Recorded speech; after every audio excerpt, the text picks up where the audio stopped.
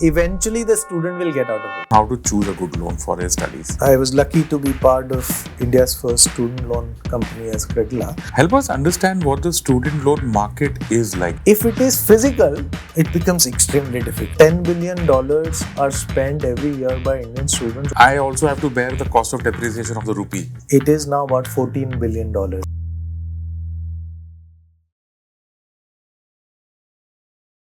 Hello everyone and welcome to another episode of Mind Your Karza, a show where we help you understand and improve your relationship with debt products like loans, credit cards and much more.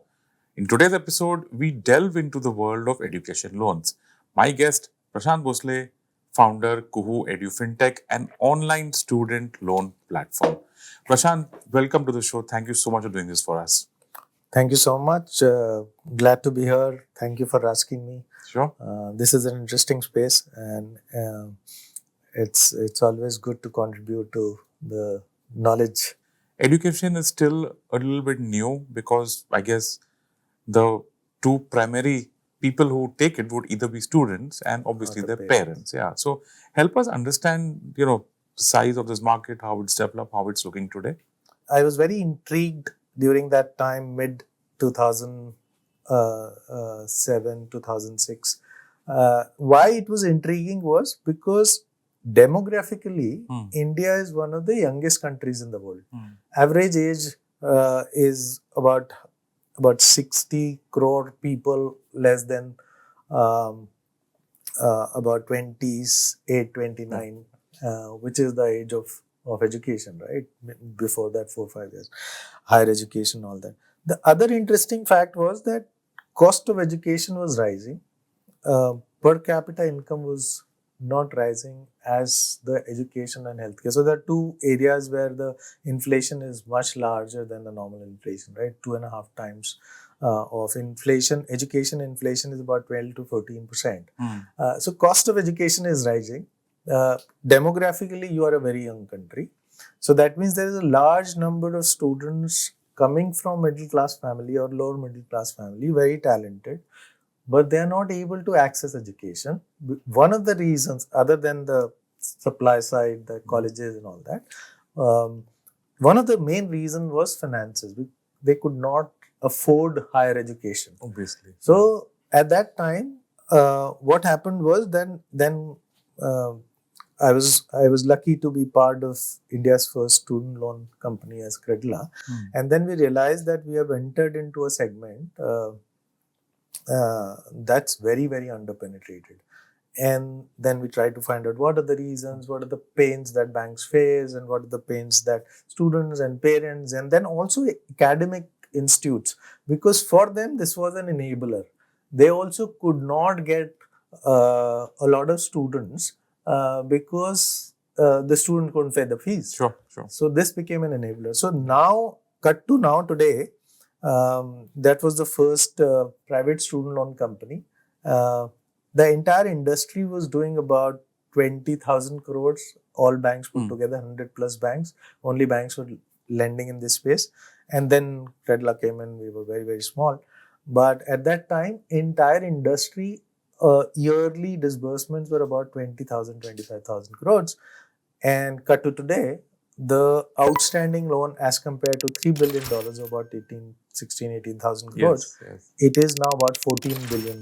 Okay. And this year, March closing, only abroad education has done about 150,000 crores, all banks put together. Nice. Disbursement. So about 10 times of growth in.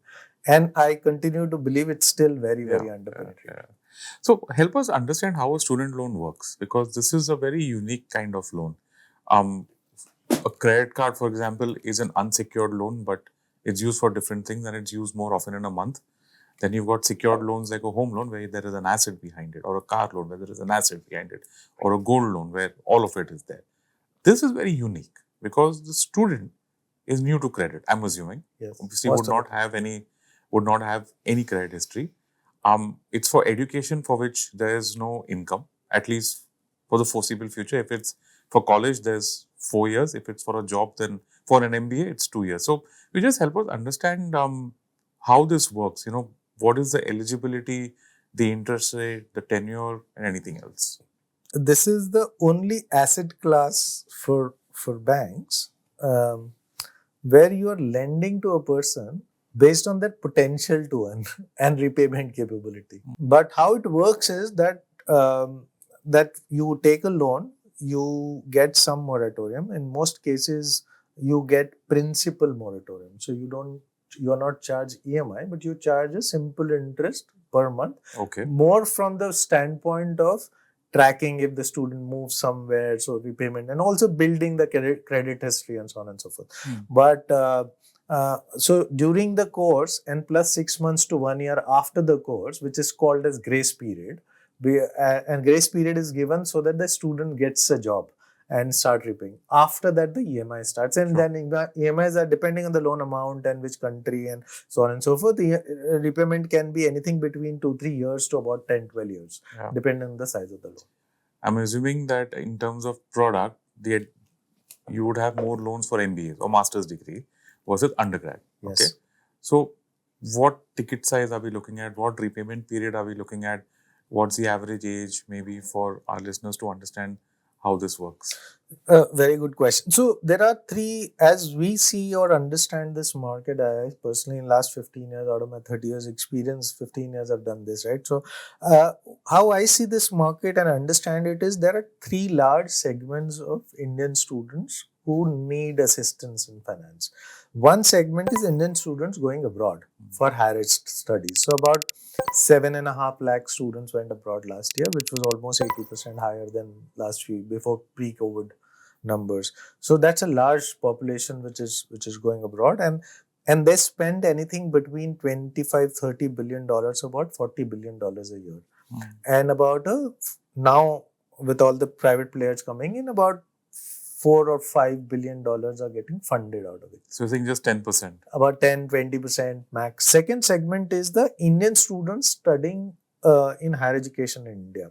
And now K-12. So there are, within Indian student system is K-12 is one, where IB schools are very high cost, and then there are different stack of government schools, and then but there the financing is largely self. Then there is a undergrad piece where more than 50-60% students come out of BCom, BA, bachelors in this. Some of them have started now doing more of professional courses, BBA, BMS and all that. Those are slightly more costly, but others are more or less affordable. And third segment is which is now coming up in the last 5-7 years, is the Indian students trying to do upskilling courses. So online upskilling. So you do a data science course for 3 months, 6 months, 9 months, or digital marketing course, or a Python course, or so on, AI course and all that. So that's another area which is, so from student financing standpoint, there are three segments. So what is happening is this segment, which is Indian students going abroad, thankfully, because this is the largest ticket size, here the sanctions are now anything between 40-50 lakh rupees. That's a loan, for all 4 years. Sanctions. Yeah, loan sanction. It largely about 90% of students go for masters. Right. Only 10% out of 7 lakh students would be undergrad. 10-15%. So for 40-50 lakhs for a master's degree? For master's degree. Undergrad is slightly more costly, and also number of years are more. So it's a costlier. So we've got 40-50 lakhs. 40-50 lakhs for masters. For sanctions. Very interesting thing in India, or for Indian students is, in this segment is, I've seen for last 12-15 years, is the sanction size is 40-50 lakhs, but the disbursement size is only about 25 odd lakhs, 25-28 lakhs. Because most of the Indian students, when they go abroad, they, after about first semester, second semester, they start working on the campus or off the campus, because they come from middle class family, have value system and all that. They know their parents are have taken a lot of sacrifices and all that. So they start contributing, and they don't take the third, the fourth tranche. They take the sanction. So that's the dynamics here. In Indian students doing higher education, the two largest segments are MBA, like you rightly said, and engineering. Okay. There are about 30,000 engineering colleges, about 1.5 million, 15 lakh engineers pass out every year, right? There are about 5,000 MBA colleges, about 5 lakh, half a million MBA pass out every year. Okay. So there the ticket size is the cost of tuition for engineering ranges from 50,000 rupees a semester to about 4-5 lakh rupees a semester, depending on the quality of institute, quality of course, and so on and so forth, right? Average ticket for people who have to pay lower semester fee, like them 40-50,000 rupees, and there are a lot of state government schemes also for funding, merit and for need based and merit based fundings are also some sort of fundings are available, very minimal but available. So about half of them will not need, in a way, loans. But more than half of this 1.5 million engineers and more than half, or say 60 or 70% of MBA, because there the fees have gone up significantly. So they need loans.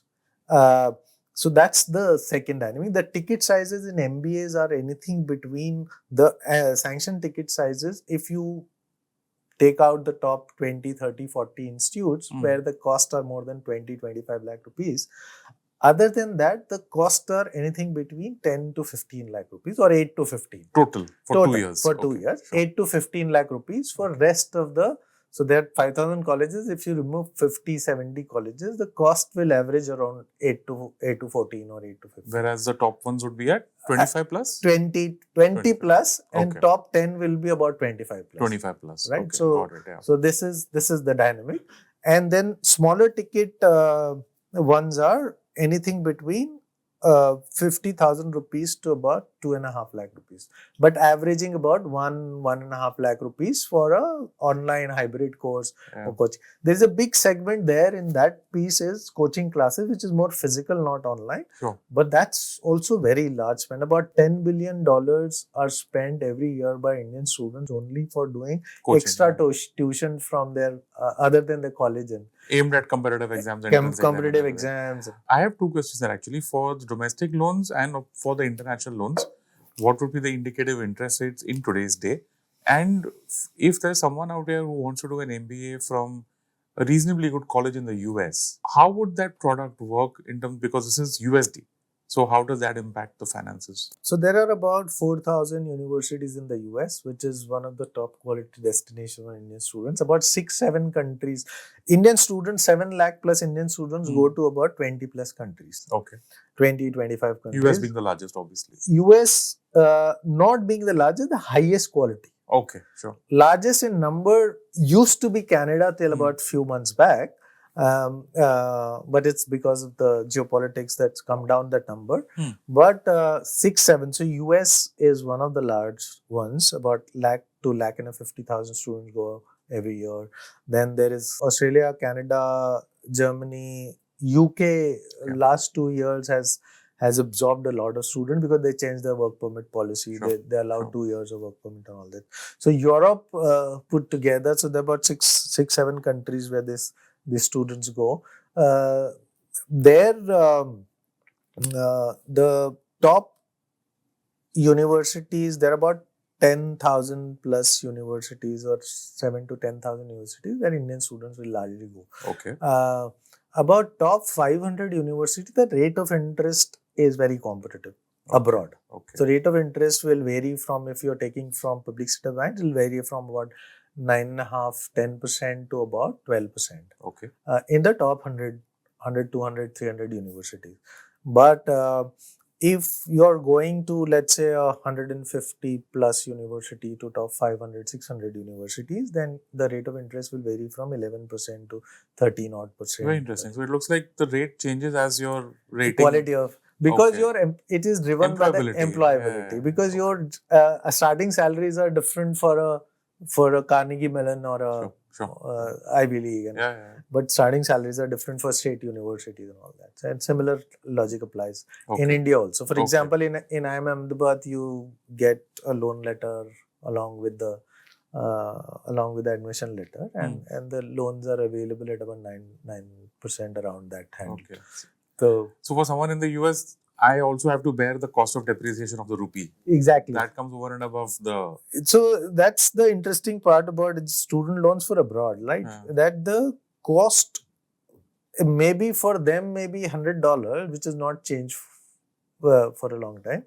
But for us it has changed because rupee is depreciated, almost depreciating about 10% a year since the time I've been watching it, right? So meaning 2007, if I'm not wrong, it was about, the handle was about 50 or 55. It was. Now we're at 85. 85. So 17 years, it's 50%. 50%. So that changes the cost for the. It does. So that is the. Yeah. Very interesting. So I want to talk about the dark side now, in the sense that stuff that is slightly more maybe not appreciated. I mean, let's say the student has got the loan, finished his MBA, started working, and now has to start repaying the loan. How does that work? And what happens, for example, if the student gets laid off, which is now a fairly, Sure. It's a reality. How does this work after you've got your degree? If at all we get it wrong, then we sit with the student and parents and explain to them this is the next course of action, which is, it is important not to miss EMI or pre-EMI payments. Either you reschedule the repayment structure by asking and taking into consideration genuine issues. Sometimes medical issues also. So you got some problem medically and all that, and your income has stopped, or you got you said laid off. Yeah. What happens? So in education loan, thankfully, we are able to, at least on the private side, we are able to sit with the student, because you know that this is a temporary problem. Sure. Eventually the student will get out of it, right? Eventually they will learn, because everybody works for, after post campus, works for about 35 to 40 years. Yeah. First for 4 or 5 is a little more turmoil. Yeah. And eventually they settle. Sure. And their salary growth in the first 5-7 years is higher than the rest. It's plateaus later on. Yeah. So they'll settle. So you just need to manage this and talking to the student parents. And that again becomes very important to choose the lender right. If you're choosing, let's say, a specialized player who's doing only education, they understand it more than others. Because others are doing other product, 200 other products. Correct. And it becomes very difficult to understand. So it's possible that sometimes you go through it. And lenders are quite open nowadays to sit with you and plan for you. Okay. And with you. Okay. Prashant, just wrapping up the entire episode, I want you to give a checklist for our viewers on how to choose a good education. Or let's say that there's someone out there, parent or child, watching this episode, and now he's, he wants to get some actionable advice from you on how to choose a good loan for his studies, his or her studies. Decide how much of loan that you need. And I'm going to interrupt you here by saying that the first thing should be start early. Brilliant. Thank you very much for that. Do not wait till everything is over and then you figure your finances. Brilliant point actually. When you are starting to think about your higher education where you may need help, it is always better to start at that time. Sure. And now it is possible to do that. So second step, what I would do if I were them, is to go and research all the lenders. All the public sector banks, all private lenders who are active in this space. It's possible to now research it. There are platforms available, like one of them is Kuhoo. They can go on and check whether, and platforms allow you to do one or two things, right? Which is not only check the product that platform is offering, but also other market player products. So you can compare at one place. So second thing is to go and research well, and you can research well only when you're starting early. Okay. So research, first you've decided that this is the course, this is the college, this is the destination, and this is going to be overall cost for me. Okay. In the same zip code, let's say about 80-90%. Once you've decided that, then we can they should sit with their parents and then plan it. When you plan, then you figure out that how much of money that as parent or family you can apportion for this. Because normally 1 or 2 kids, you will also want to plan for the other kid, right? When you're planning for one. So third thing. Fourth thing is, when you've researched, you've identified this much of money I'm going to need. Fourth, very important is there is a lot of good need-based and merit-based scholarships and grants available. Every student must actually research it, because a lot of time you miss it not because you're not eligible, you miss it because you don't know it. Okay. So if you start early, you will be able to find out at least something. And it not only helps in your finance, but it also helps to put a good thing on your resume. Okay. If you've got scholarship or grant, then it looks good. So fourth thing, that everybody should search it. Fifth thing is that go and apply to one or two platform who are offering all, and apply it on a platform which actually allows you to do it online. Okay. So that you don't have to walk or take your parent 5 times to go into a branch and all that, because then you'll have to take their off from the work and all of those. And invariably nowadays what happens is the student is studying in some other location and the hometown is some other location. So it becomes very difficult. So student can actually now do the online application and get the first screened offers. Okay, sure. That you are eligible for this much, and these are the kind of products available. So that if you do all of these things, then largely you will be clear that where the money is going to come from, how much will it cost me, what is the product, what is the tenor. And if you think that you are already searching for a student, the course and college, and you're saying, if I'm getting into this college, if I'm getting into this college for MBA, my starting salary is going to be this range. Okay, you got an approximate range there. Approximately. You would know that. Yeah. You would know that. And that's why the one part of the research you will do is why I'm doing this course. That allows you to then see your serviceability. So if you are offered a product, then do your own calculation. What is your, or ask at least. Ask the banker or the lender that what is going to be my EMI after that, after I pass out. Ask this question. These questions are available. The answers are available. You must ask it. Not every time you will get it on its own, right? Once you do that, then it becomes very easy. Then find a lender who post sales first disbursement. After that, supposing you've gone abroad or you've gone inside in India, some other college, some other location, your disbursements will happen in tranches. Okay. So you sanction for, let's say, 40 lakh rupees or 30 lakh rupees or 10 lakh rupees. The first semester fees will be asked and that will be paid by the lender. Like home loan. Yeah. You disburse as per the growth of the building or whatever it is. Yeah. It's important to find out what is the post-sales process, first disbursement process of the lender. Okay. If it is physical, it becomes extremely difficult. As in a check.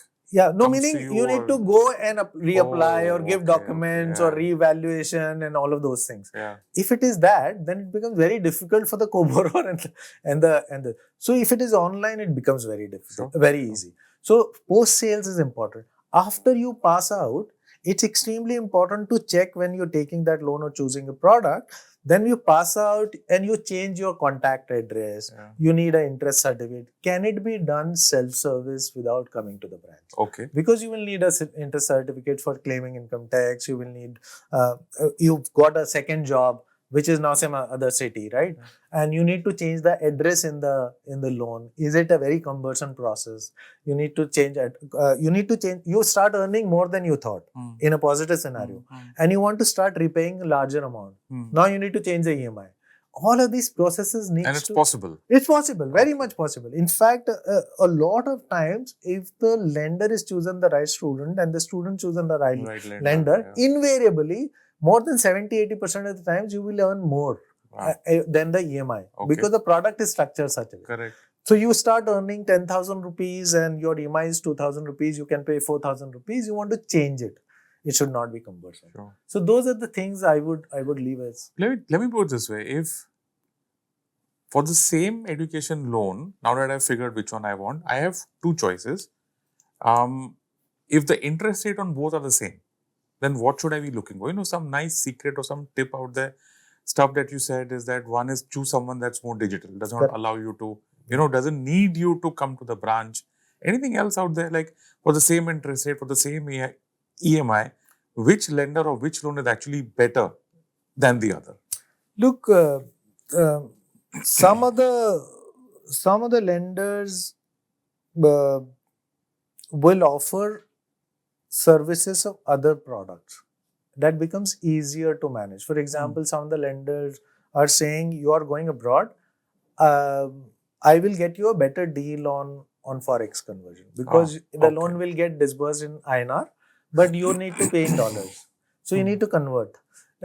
Lenders, because of their this thing, have better connection with the partnership and all that, and you may get a better deal. So insurance, a lot of universities abroad and in India now started asking for health insurance. Yeah.